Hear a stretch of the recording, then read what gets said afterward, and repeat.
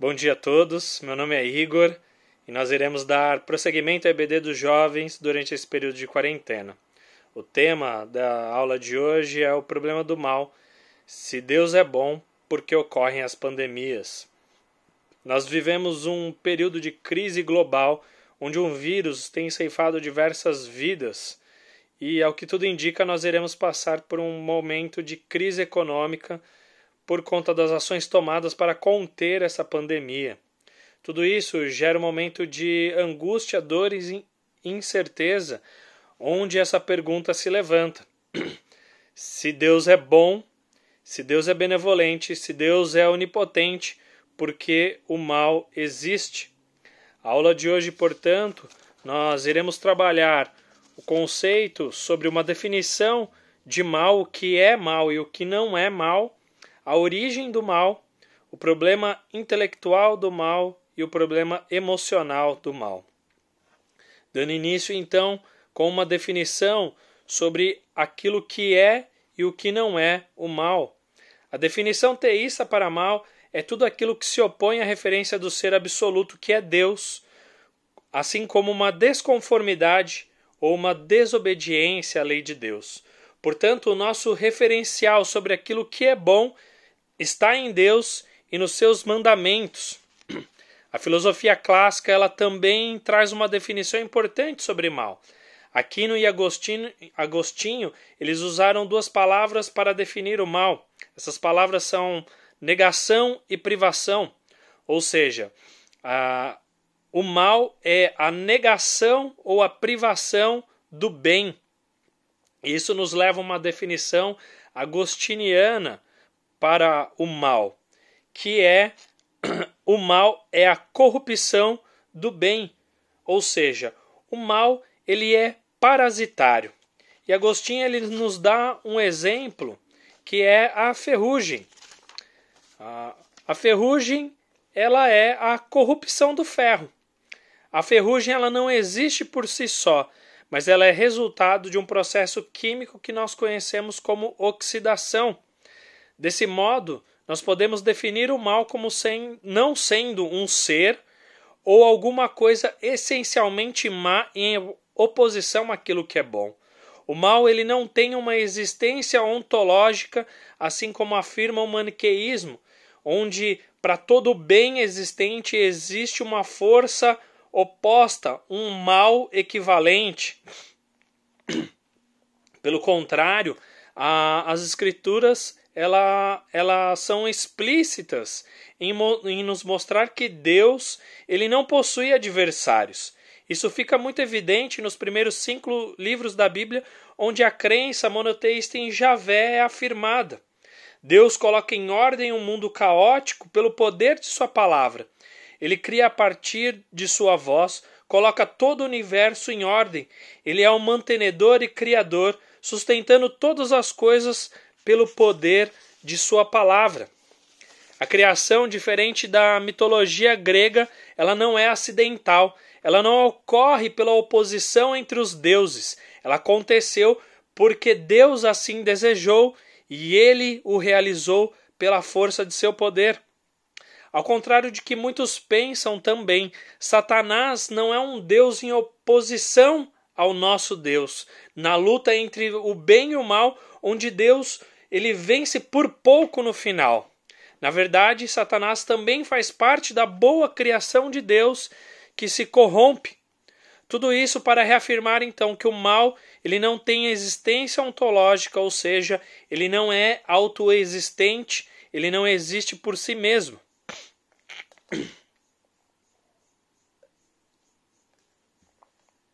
Prosseguindo, qual a origem do mal? E a resposta curta para essa questão é: eu não sei. E antes de você se decepcionar com essa resposta, eu queria desenvolver um pouquinho mais ela e explicar porque eu acredito que a resposta a essa pergunta permanece um mistério. Quando nós pensamos na origem do mal, nossos olhos se voltam imediatamente para Gênesis 3 e o relato da queda. Então, Eva come do fruto, ela dá a Adão que também o come, E isso dá conta da entrada do pecado no mundo, que desconfigurou toda a criação, como afirma Paulo em Romanos 5,12. Portanto, assim como por um só homem entrou o pecado no mundo, e pelo pecado a morte, assim também a morte passou a todos os homens, porquanto todos pecaram.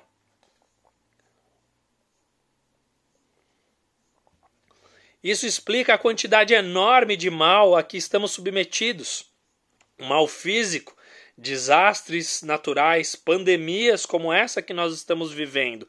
Porque nós olhamos para o relato de Gênesis 3 e vemos que Deus declara a terra maldita por conta do pecado de Adão.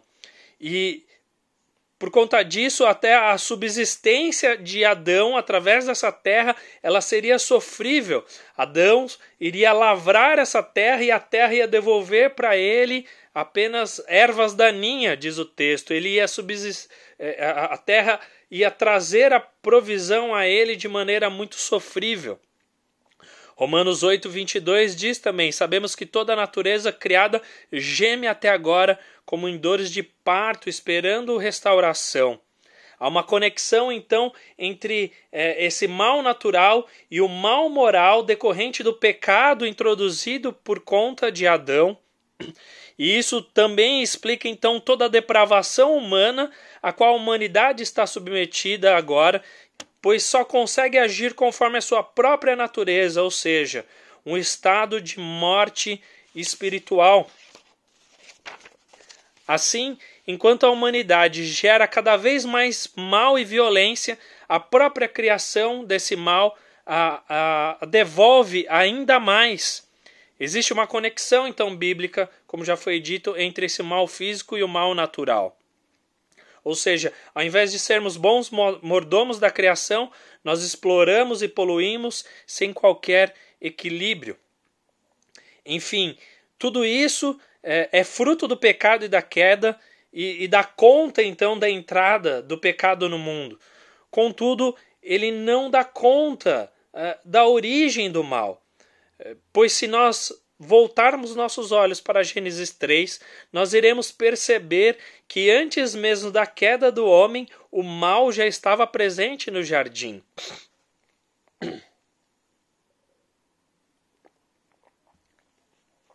A serpente já estava presente no jardim e ela já estava, antes da queda, enganando e mentindo para que Eva pudesse comer do fruto da árvore do conhecimento do bem e do mal. Isso também não explica a inclinação para o mal de Adão e Eva. Afinal, eles foram criados bons, mas desobedeceram a Deus. E acima de tudo, não podemos imaginar que Deus foi pego de surpresa num acidente de percurso que gerou o mal. De repente o mal aconteceu e Deus ele foi pego de surpresa, um acidente. Agora o pecado foi introduzido ao mundo e eu preciso resolver esse problema. O texto de Romanos 1:28, ele nos dá uma pista sobre isso. Diz assim: além do mais, visto que desprezaram o conhecimento de Deus, Deus, os entregou uma disposição mental reprovável para praticarem o que não deviam. Tornaram-se cheios de toda sorte de injustiça, maldade, ganância e depravação. Estão cheios de inveja, homicídio, rivalidades, engano e malícia. São bisbilhoteiros, caluniadores, inimigos de Deus, insolentes, arrogantes e presunçosos.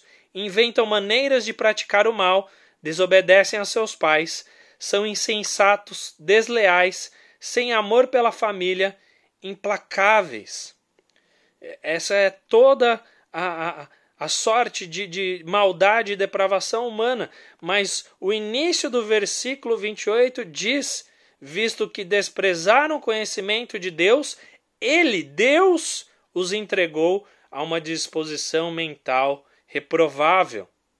Ou seja, o texto afirma que Deus decretou que a humanidade continuasse a se perverter dessa maneira.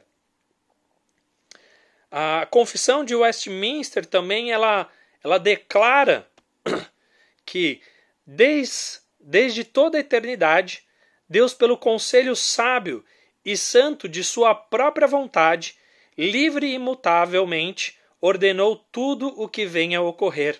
Ainda assim, nem Deus é o autor do pecado, nem a vontade das criaturas é violentada, nem a liberdade ou contingência das causas secundárias deixa de existir, sendo ao invés estabelecida. Apesar de que, pela presciência e pelo decreto de Deus, a primeira causa, todas as coisas venham a ocorrer de modo imutável e infalível.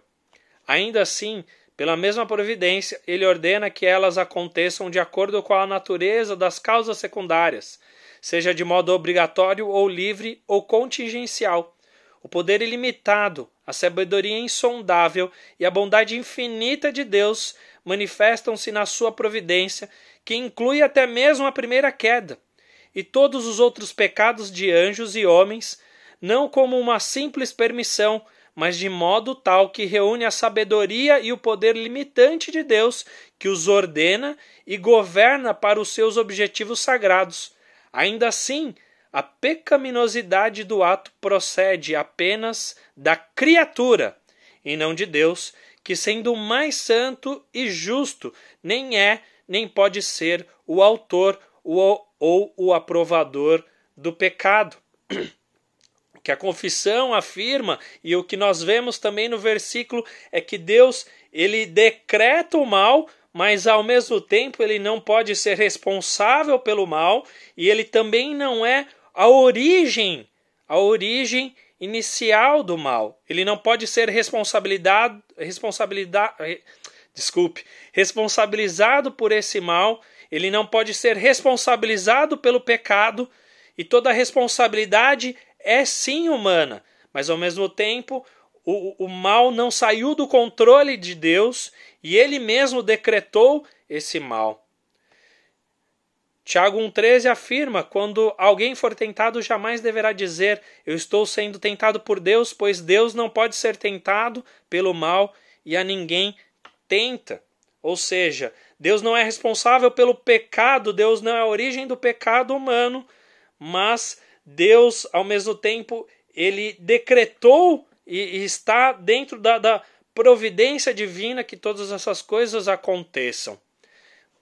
Essa é a minha resposta mais longa para essa questão, a origem do mal. Ela permanece um mistério. Como que a gente equilibra essas coisas? Isso, para mim, é um mistério, não um mistério irracional, mas é um mistério que é um mistério suprarracional, que foge à racionalidade humana. Assim como a resposta de Deus a Jó, quando Jó questiona a Deus, por que o justo sofre? E a resposta de Deus é: você acha mesmo que você está na qualidade de entender essas coisas? Você não vai entender essas coisas, ainda que eu explique a você. Então, por três capítulos, Deus ele desenvolve e mostra a Jó suas claras limitações humanas versus a superioridade de Deus na criação em todas as maravilhas que ele executa. Você não vai entender nada. Há coisas que permanecem um mistério que humilha a inteligência humana. Isso não significa que nós não podemos compreender nada, mas que algumas coisas nós não conheceremos em sua totalidade. Deuteronômios 29 diz que certas coisas permanecem um mistério, são ocultas e elas pertencem a Deus. E há outras coisas que estão reveladas e essas sim pertencem a nós e nós devemos nos debruçar sobre essas questões. O teólogo holandês Herman Bavinck, ele afirma que a origem do pecado ela é um mistério. Ele não veio de Deus e ao mesmo tempo não está excluído do seu conselho. A questão de sua origem é o maior enigma da vida e a cruz mais pesada que o intelecto tem de carregar. Veja que não foi qualquer pessoa que disse isso. Foi ninguém menos que Herman Bavinck. Ele afirma que essas coisas permanecem um mistério. E eu só posso concordar com ele. Esse é um mistério que foge a racionalidade humana. O que nós temos é que Deus controla e decreta tudo, e ainda assim ele não pode ser responsabilizado pelo pecado e pelo mal no mundo. Finalmente, nós chegamos à questão do problema do mal. Problema, então, nós vamos trabalhar agora o problema intelectual e o problema emocional do mal. Afinal, essa questão é o cerne da filosofia ateísta, afirmando que a crença em Deus ela é irrazoável ou irracional. O filósofo David Hume afirma em seu livro Diálogos sobre a Religião Natural. Eu vou ler um trecho aqui para vocês.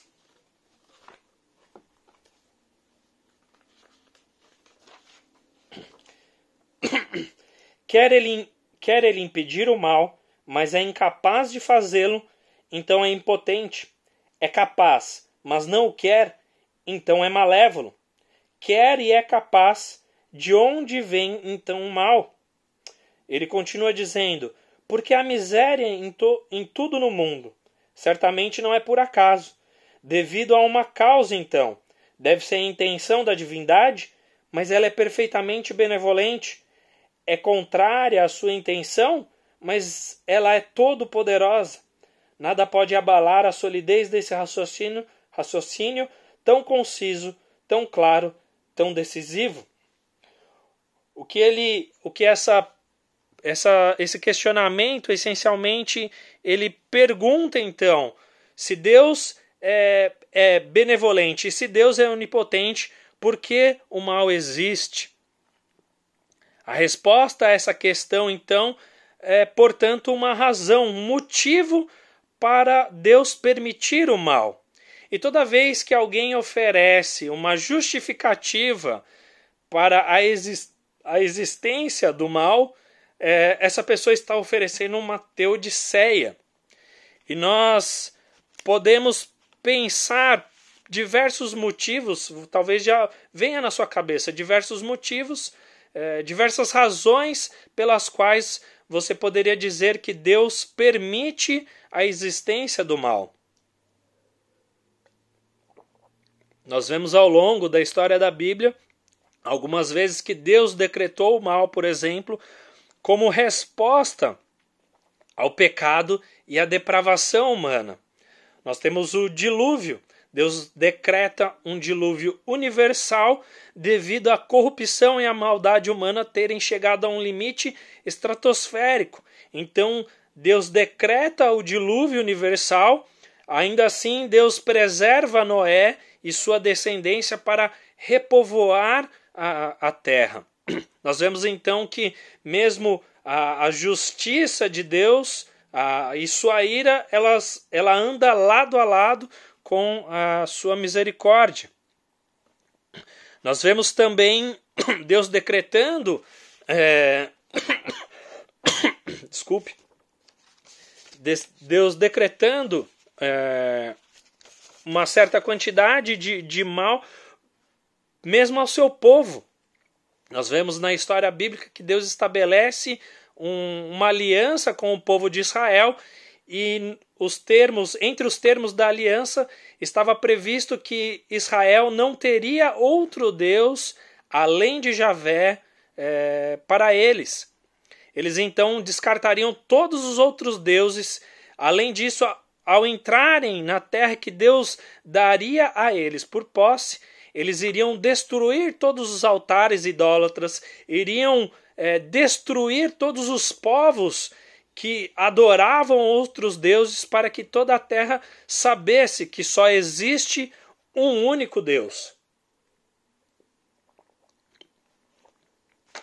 Contudo, nós vemos que, ao contrário daquilo que estava estabelecido nesse pacto, Israel ele descumpre a sua parte e nos termos da aliança, Deus por diversas vezes levanta povos para oprimir e punir o seu povo, e até chegando a um limite onde a maldade, a idolatria e a maldade, a idolatria e a indiferença do povo chegaram a um certo limite, que Deus executa algo que já estava previsto na aliança, que é o exílio e o cativeiro do seu povo. Então Deus levanta o Império Babilônico, que acaba levando Jerusalém cativa por 70 anos. Deus então ele promove o mal para combater o próprio mal, para estabelecer a sua justiça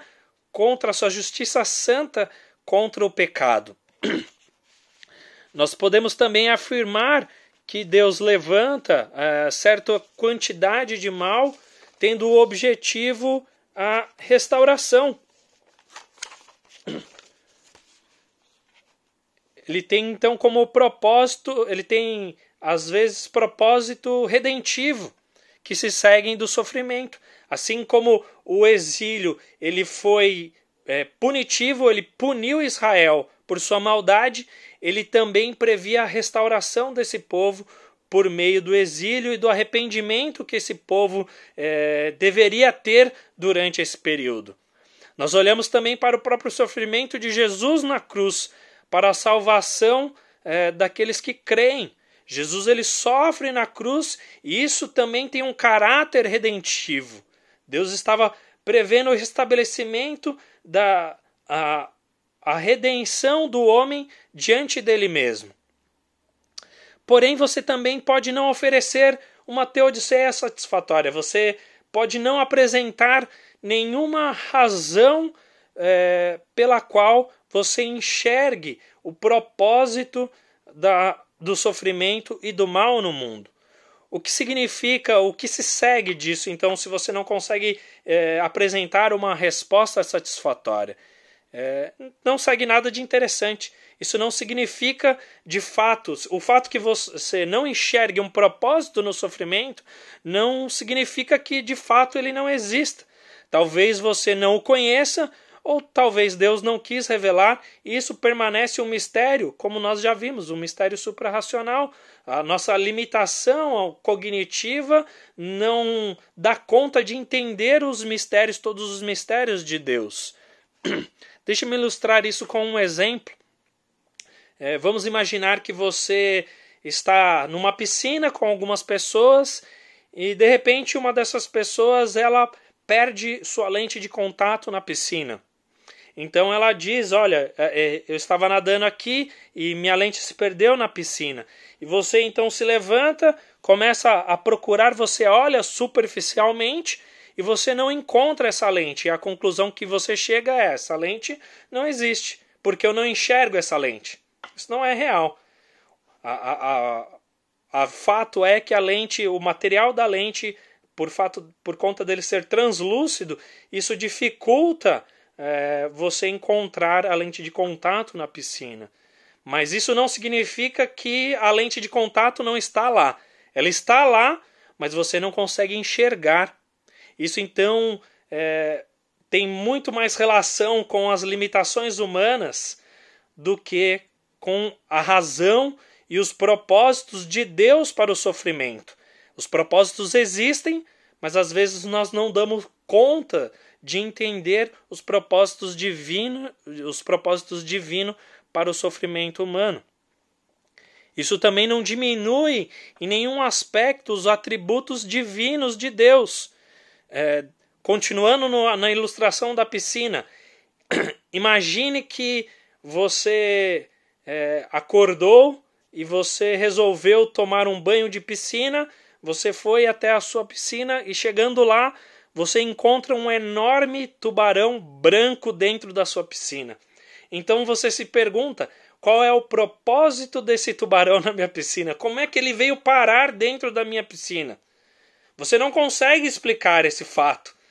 Mas a realidade é que você não conseguir explicar o fato de o tubarão estar na sua piscina não torna o tubarão menos feroz, menos violento e menos letal. Você não vai entrar nessa piscina juntamente enquanto esse tubarão permanecer lá dentro. Da mesma forma, o fato de nós não enxergarmos um propósito para o sofrimento humano não diminui os atributos de Deus. Deus não diminui os atributos de Deus. Deus não se torna menos onipotente, ou Deus não se torna menos benevolente por conta de nós não enxergarmos o propósito de Deus para o sofrimento.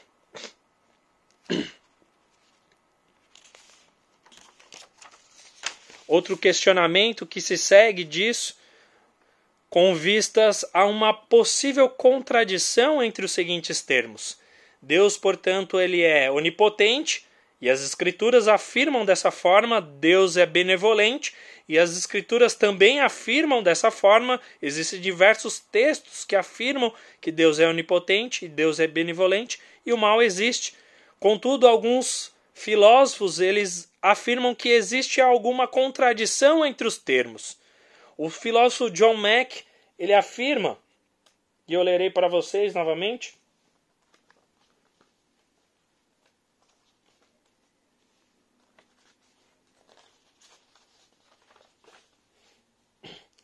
penso, contudo, que se pode fazer uma crítica mais significativa por meio do problema tradicional do mal.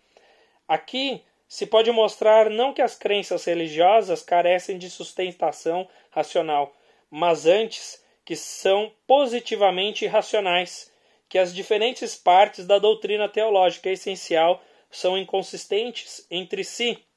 Ele afirma então que existe uma contradição nos termos. E ele continua: na sua forma mais simples, o problema é esse.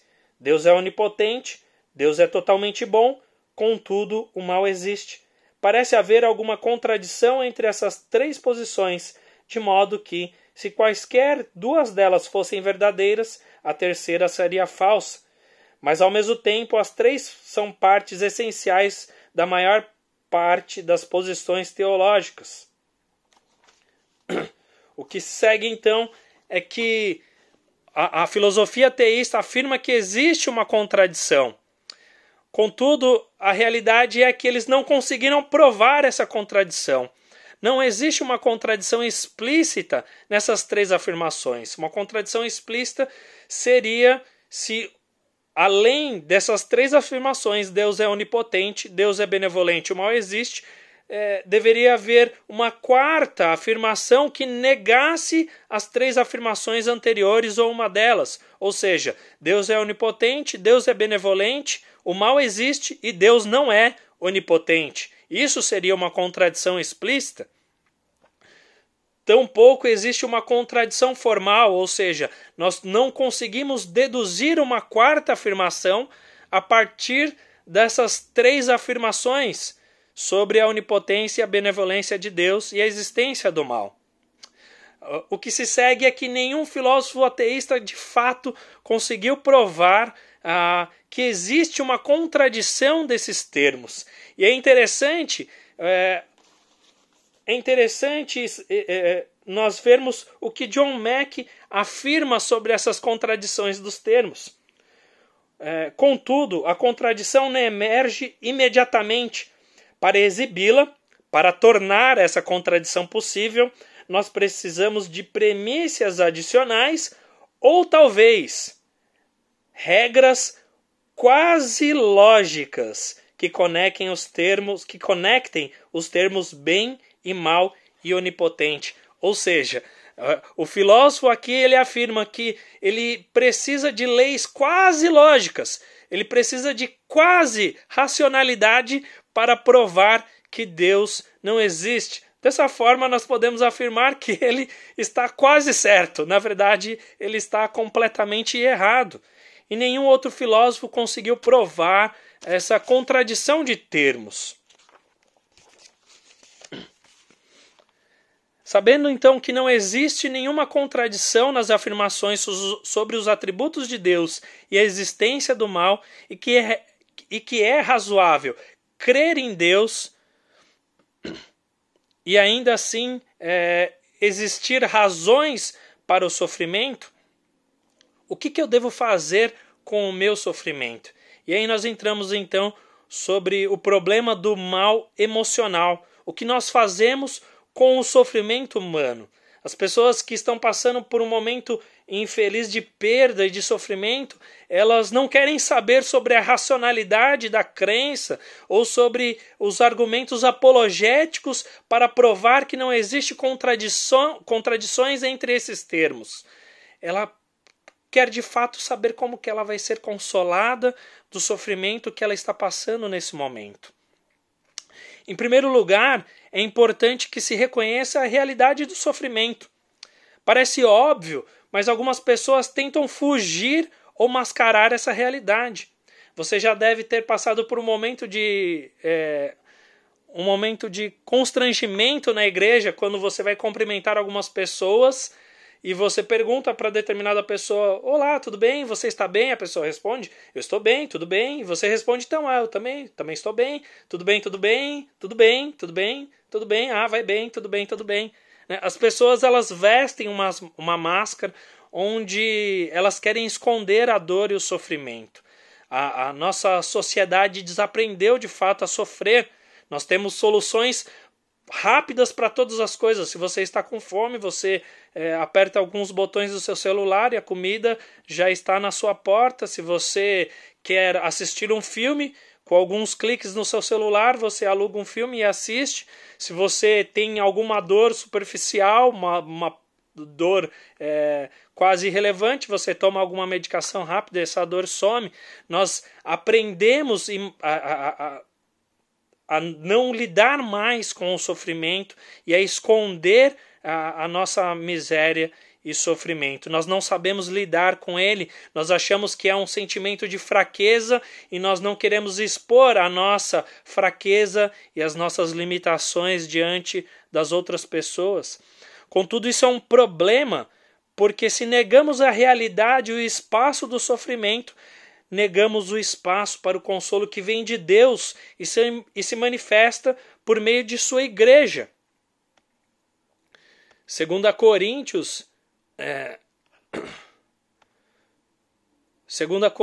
1:3 diz: Bendito seja o Deus e Pai de todo nosso Senhor Jesus Cristo, Pai das misericórdias e Deus de toda consolação, que nos consola em todas as tribulações, para que com a consolação que recebemos de Deus, possamos consolar o que estão passando por tribulações. Então nós recebemos o consolo de Deus para o nosso sofrimento, e nós somos capacitados então por Deus a consolar os outros que também passam por momentos de adversidade, sofrimento e tribulação. Mas isso só é possível quando nós não negamos a realidade do sofrimento nas nossas vidas. Precisamos também, um segundo ponto, precisamos reconhecer as promessas de Deus, pois elas nos consolam. Salmo 121 diz: Levantarei os meus olhos para o monte, de onde vem o meu socorro? O meu socorro vem do Senhor, que fez o céu e a terra. Nós olhamos então para as Escrituras e elas nos trazem o consolo necessário para o momento de sofrimento, momento significante de sofrimento em que nós estamos passando. Romanos 8:28 diz que sabemos que Deus age em todas as coisas para o bem daqueles que o amam, dos quais foram chamados de acordo com o seu propósito. Pois aqueles que de antemão conheceu, também os predestinou para serem conformes à imagem do seu Filho.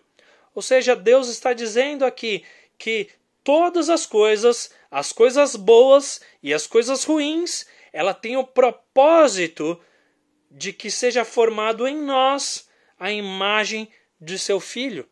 Isso significa, então, que nós podemos dizer que coisas boas, nós podemos dizer que o mal é bom? De forma nenhuma. Mas nós podemos afirmar que, por vezes, o mal ele pode ter uma finalidade boa. Deus está afirmando que todas as coisas, boas e ruins, elas servem a esse propósito. E isso consola o nosso coração, porque nós sabemos que Deus está no controle de todas as coisas, das coisas boas e ruins. Se Deus não estivesse no controle das coisas ruins, Ele não poderia afirmar essa promessa, Ele não poderia garantir essa promessa de que todas as coisas cooperam para o bem, para o propósito de que em nós seja formada a imagem de seu Filho. Um terceiro aspecto, além disso, é que Deus nos forneceu um instrumento, um material extremamente importante e um caminho para lidar com o problema do mal, que é a lamentação. Nós devemos olhar para os salmos e buscar esses salmos de lamento. A lamentação tem perdido espaço na igreja justamente pela negação do sofrimento. Mas nós precisamos dessa vivência da lamentação, a oração que causa vergonha, que não é aquela oração bonitinha, performe, que agrada a todos os ouvintes, mas é uma oração que de fato se derrama diante de Deus, lamenta a condição humana, lamenta aquele momento de adversidade. Nós precisamos clamar e nos derramar diante dele. Precisamos orar e nos debruçar sobre os salmos de lamento. Salmos 22, que é a mesma oração feita por Jesus na cruz. Deus meu, Deus meu, por que me desamparaste? Essa não é uma oração de uma pessoa que perdeu a fé, mas que antes continua firme e inabalável na fé em Deus e que confia que Deus continua sendo Deus, porque antes de dizer por que me desamparaste, ele diz Deus meu, Deus meu. Ele continua crendo que Deus continua sendo Deus, e não apenas Deus, mas ele continua sendo o seu Deus pessoal, o qual se relaciona e se importa conosco. É diferente da murmuração, que é a oração daquele que perdeu a fé, daquele que não quer mais saber de Deus, que ofende a Deus e que não espera mais conforto e confiança de Deus. Nós precisamos usar esse instrumento que as Escrituras nos fornecem.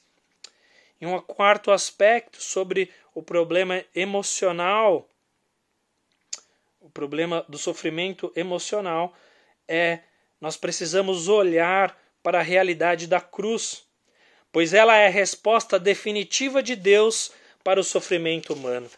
Diferente de todas as outras religiões, Deus não permaneceu impassível e indiferente ao nosso sofrimento. Antes, aquele que não conheceu o pecado, Deus o fez pecado por nós, para que nele fôssemos feitos justiça de Deus. Cristo não nos mostrou como vencer o mal, mas antes, ele mesmo venceu o mal, morrendo no madeiro e sendo ressuscitado pelo poder de Deus. Ainda que nós não conheçamos a origem do mal, nós conhecemos o fim do mal. Cristo é a solução de Deus para o mal. Sua derrota já foi decretada e será consumada no fim escatológico. Deus, ele conhece o nosso sofrimento tão de perto que ele mesmo sofreu dessa forma por nós. Hebreus 1, ele diz: portanto, visto que temos um grande sumo sacerdote...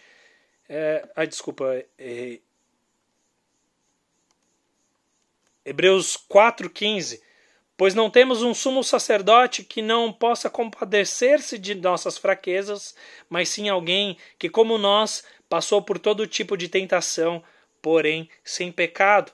Assim, aproximemo-nos do trono de graça com toda a confiança, a fim de recebermos misericórdia e encontrarmos graça que nos ajude no momento de necessidade. Nós temos um Deus que entende de tal forma o nosso sofrimento, que Ele mesmo sofreu em nosso lugar por conta do nosso pecado, para que de uma vez por todas, na consumação dos tempos, Deus finalmente expurgue toda a existência do mal e nós seremos definitivamente consolados de todo o sofrimento o qual passamos aqui na terra.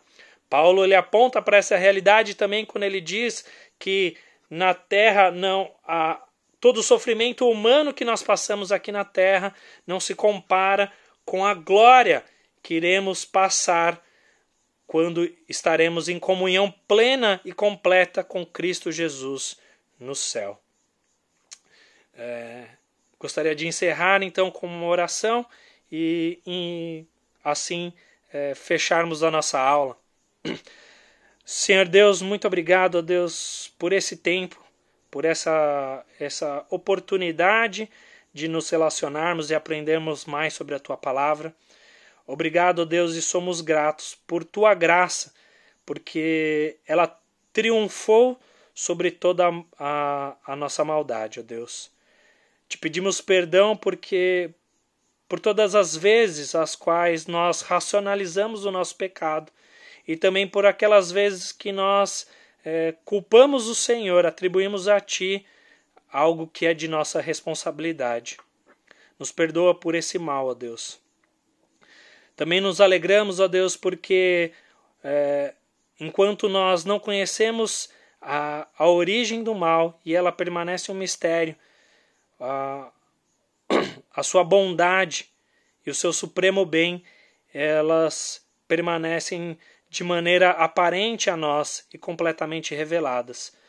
O Senhor promete expurgar todo o mal existente através de Cristo Jesus, através do Evangelho de Cristo, através de sua obra maravilhosa, morrendo e ressuscitando por nós, ó Pai.